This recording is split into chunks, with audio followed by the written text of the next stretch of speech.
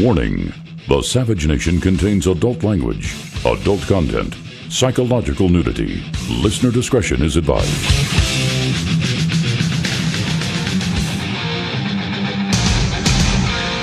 And now, America's most exciting radio talk show, The Savage Nation, home of unprotected talk, borders, language, culture. And here he is, Michael Savage. And so while I'm a big supporter of TAA, if TAA slows down the fast track, I am prepared to vote against TAA, because then its defeat, sad to say, is the only way that we will be able to slow down the fast track. I will be voting today to slow down the fast track to get a better deal for the American people. Bigger paychecks, better infrastructure, help the American people fulfill the American dream. Well, the headline is this: the biggest bully in the world has been defeated by a progressive conservative coalition. Welcome to the Savage Nation. Write it down, because I'm the first to say it. And I'll say it again. The world's largest bully, the monster in the White House, did everything he could to scare the heck out of his own party, and they wouldn't cave.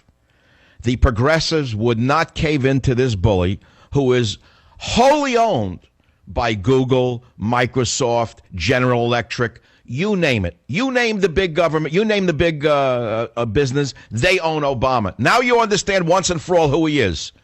He's not a Democrat. He's not a progressive. He's a puppet. He is a puppet of the giant corporations, and I mean the giant corporations. I'm not an anti-corporatist, by the way. Let's be very clear. But I read this trade bill, and I'm going to give you the trade bill immigration provisions. Your hair will stand up when you see what Zuckerberg and company were trying to get out of this president.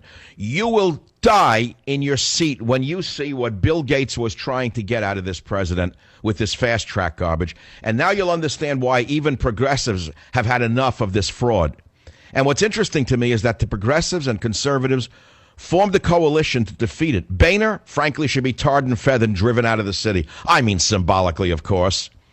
Boehner should be given a, let's say, an award, the Benedict Arnold Award. Michael Savage grants John Boehner the Benedict Arnold Award of the Year. I've never seen anything like this guy. This guy would vote against the American people for a $500 turkey. If Microsoft offered Boehner a $500 turkey dinner in a restaurant for him and his family, he'd vote against any American provision possible, in my estimation. But let's get down to brass tacks here. Trade deal for dummies. You say trade to me, I go to sleep. You say trade deal, I go to sleep faster. Now, many of you have heard rumors that this trade deal had provisions that would turn our immigration programs over to a few corporations, such as who? Zuckerberg, Mr. Undershirt, needs more billions. Not enough for that greedy, pimply piece of garbage. No, it means more money for Google. Not enough for those two pigs. They wanted more, the two pigs. Not enough money for the pigs. No, every one of them is a pig. They have the gold disease. And so you say, well, wait a minute. So why did the progressives turn against these corporations who were their friend with all other progressive issues? I'll give it to you in the simplest way I possibly can. Why would Nancy Pelosi, the most, quote, progressive politician in American history, meaning communist, socialist, you name it, why did she vote against this? Because big unions are opposing it. So you say, well, wait a minute, why would Trumka and the unions oppose this deal? Aren't they in favor of everything Obama does that's progressive? You got to understand, at the end of the day, the unions are in business. They're in business. How do you think they siphon money to the top? From the poor little guys and the guys and dolls that work for them, and then kick money up to the top. So if they melt jobs to China or Japan or Canada or Mexico, their union membership declines and the money doesn't flow to the top. Do you understand how that works? It has nothing to do with America. It has nothing to do with the American worker. It has to do with the American union worker kicking money up to the top. So they say, of course we can't do this to our own members, not because we give a rat's behind about any of these people. They're nothing but cannon fodder to us. But if we melt 3 million more jobs like NAFTA did, we're going to lose union members. We're going to lose some of the money that's flowing to the top. We can't have it. It's as simple as that. It's realpolitik. I understand it. You know, they say once a scholar, always a scholar. Now, I began as a scholar in the university days, and so I spent time today reading the immigration provisions of this deal. You won't believe what's in this. I'm going to tell you that it has more to do with immigration than you could ever imagine. Boehner is a Benedict Arnold. McConnell, a Benedict Arnold. Ryan, a Benedict Arnold. They should all be given the Benedict Arnold Award of the day. I'd say Quisling, but nobody knows who Quisling is. But they know who Benedict Arnold is. He put on the uniform of the British. That's who they are. Worthless sellouts. But they lost today. They're Chinese masters. I know the Chinese government, by the way, was not involved in TAA at this time. If you actually study this situation, do you know that at this time, this bill, this Trans-Pacific Workers Bill, does not even include China? Did you know that? It includes Vietnam, but I'll give you the numbers just right now. It's a trade bill, Trans-Pacific Partnership countries, meaning free trade between the United States and Mexico. They didn't get enough out of us with the NAFTA, where half the companies in America, over a certain amount of money, moved to Mexico to cut down on workers' wages here in America. $534 billion in trade. Japan, $201 billion in trade. Vietnam, $36 billion. Malaysia, $44 billion. Singapore, $47 billion. Australia, $37 billion. New Zealand, $8 billion. Peru, $16 billion, and Chile, $26 billion. That's the total goods traded with the United States in 2014. But what you don't know, and what I do know, because I know business better than you may imagine, is that American businesses are at a disadvantage all over the world because of the Benedict Arnolds in the United States Congress.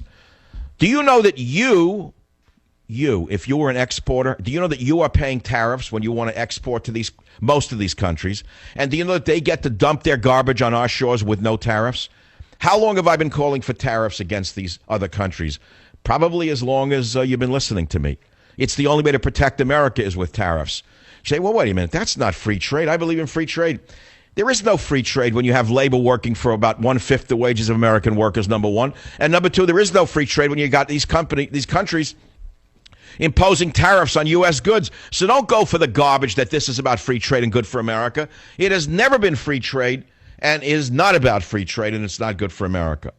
But in this half hour, and I can't do it all at the beginning, I want to go back to the main point. The biggest bully in the world has been defeated by a progressive, conservative coalition.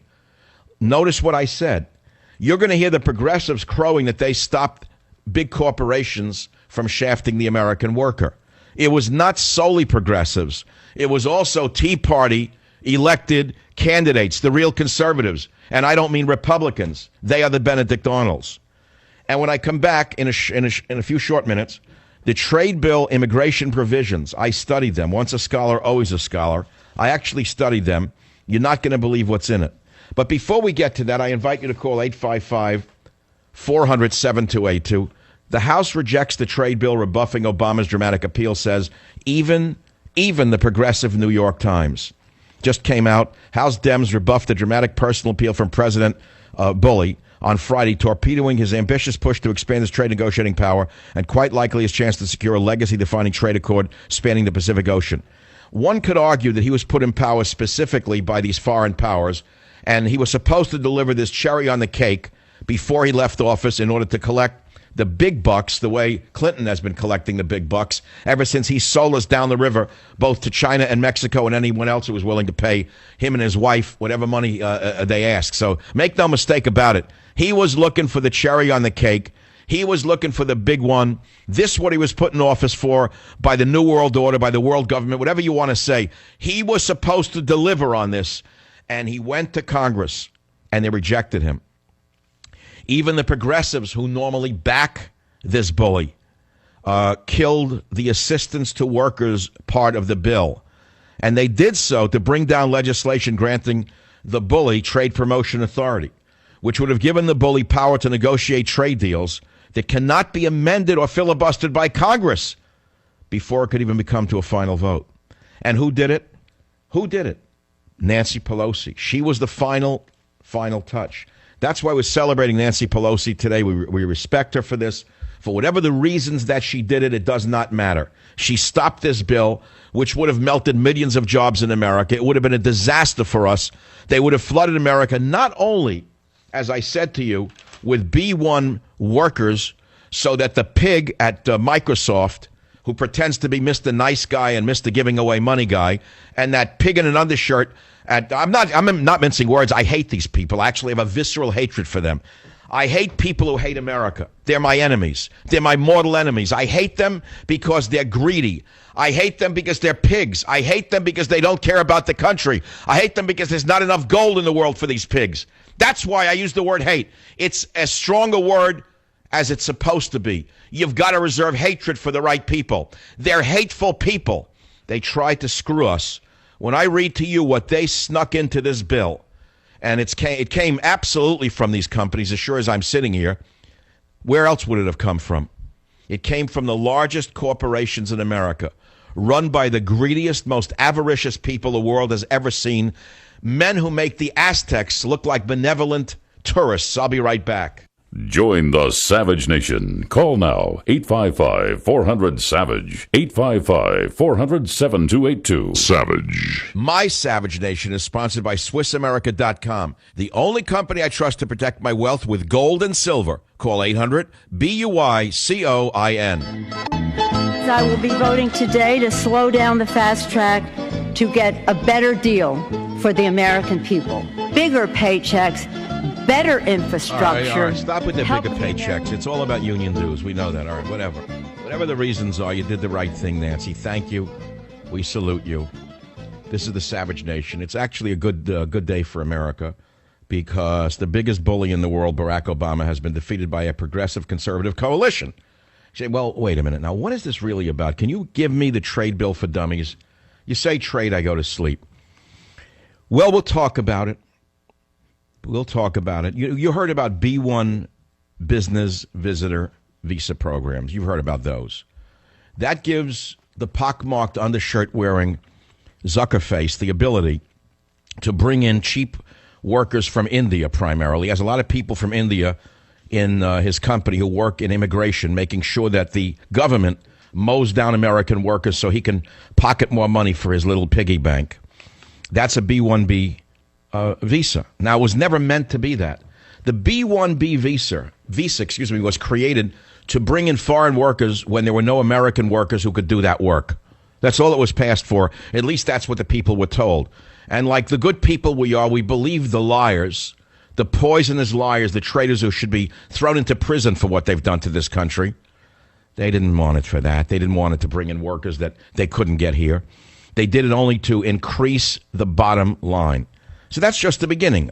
So they would have given the companies no regulation, the ability to bring in under-regulated B-1B visas. And also there's an L-1 intra-company transferee program you don't know about. The L-1 intra-company transferee program, it's a visa program, would be used by these greedy Aztecs to permit temporary employees from abroad to work in the United States with no economic needs tests, period. Congress could not impose a needs test. So if Zuckerberg, the greedy Aztec, wanted to say, you know what, I'm just going to bring in temporary employees from abroad to work for me. They'll work for, let's say, $25 an hour. I'll fire all of the old guys who are making $70 an hour and throw them in the gutter so I can buy a bigger yacht. That would have been fine.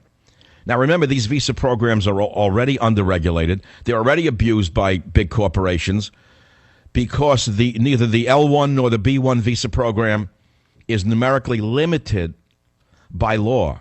This means that potentially hundreds of thousands of workers could enter the United States every year to work in these 38 sectors. Now, that's just the beginning. Do you remember what GATT did to us, GATS? Do you remember that when I was on the radio in the 90s, I tried to warn you about NAFTA and GATT? It has not worked for America.